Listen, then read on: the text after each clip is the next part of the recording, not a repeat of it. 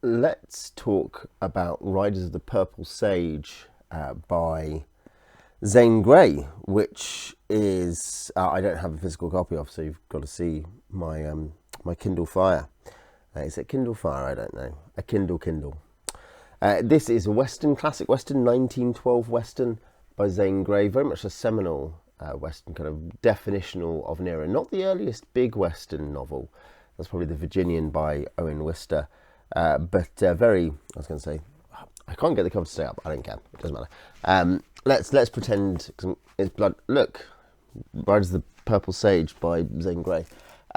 It's a important early Western in terms of a particular style, and that Zane Grey was a very important writer in that genre. And they're also often adapted, 5 adaptations, 4 movie, 1 film. There's a Tom Mix adaptation and silent adaptation from the 20s. There was a 90s TV series with Ed Harris.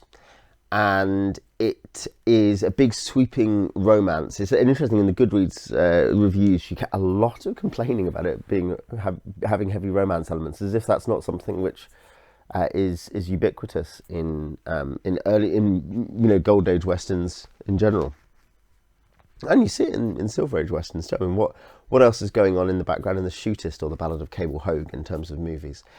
But yeah, it's an important western, and I really enjoyed it. I think it's 300 pages or so. I really enjoyed it. Basically, I think that's the upshot of it. The general plot is that Jane Withersteen she's a Mormon, and she has a farm, and her father's farm, and she successful rancher basically. And there is pressure on her. I think this is really the inciting incident. There's pressure on her to marry a polygamous local church leader, Mormon church leader.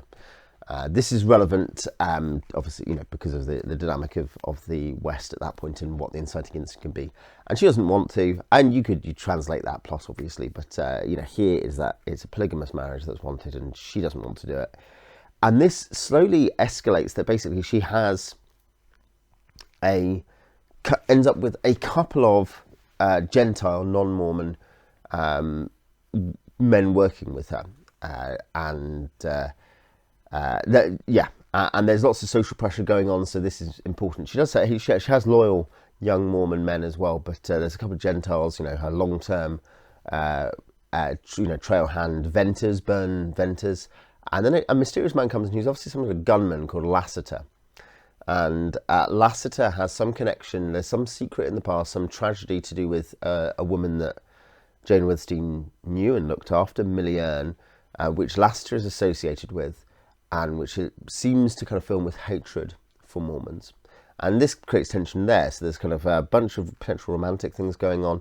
But then there's also the mystery of the masked rider who helps the rustlers steal cattle, and the kind of great complex set of canyons and alleys and on the Purple Sage, beyond somewhere called Deception Pass. And you've got a bunch of things going on there. You can see lots of little subsections and items of interest. And it's Western, stuff happens. There's some gunplay, there's some romance, there's mysteries are revealed about the masked rider and about Lassiter's vengeance, and about Jane Withersteen, and there's kind of internal crises. A lot of this is from basically Withersteen, Jane and Venters are the main point of view characters. It's a multiple kind of third limited point of view book. But yeah, it works very well. The plot rattles along. There's always stuff happening. It's very good fun. I would say that one of the biggest things for me is that it's just got very, very beautiful writing in it. That's one of the big things. Let's just find something. Basically, anytime you're out on the open range, things are just beautiful. Twilight was fast falling. A group of horsemen crossed the dark line of low ground to become more distinct as they climbed the slope. The silence broke to a clear call from an incoming rider, and almost like the peal of a hunting horn floated back the answer. The outgoing riders moved swiftly, came sharply into sight as they topped a ridge to show wild and black above the horizon, and then passed down, dimming into the purple of the sage. There's many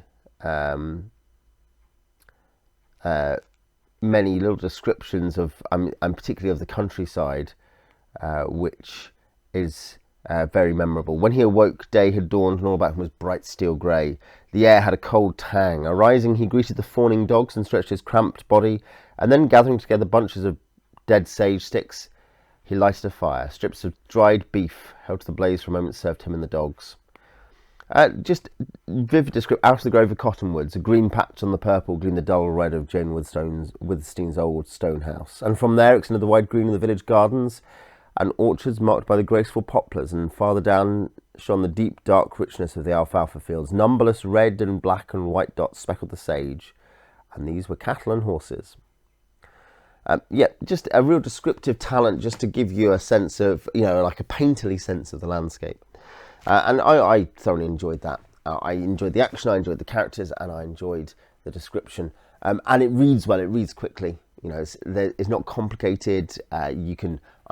I rattled through it in really the equivalent. I split it over 2 reading periods and read some other stuff in between, just because I had some other stuff to do.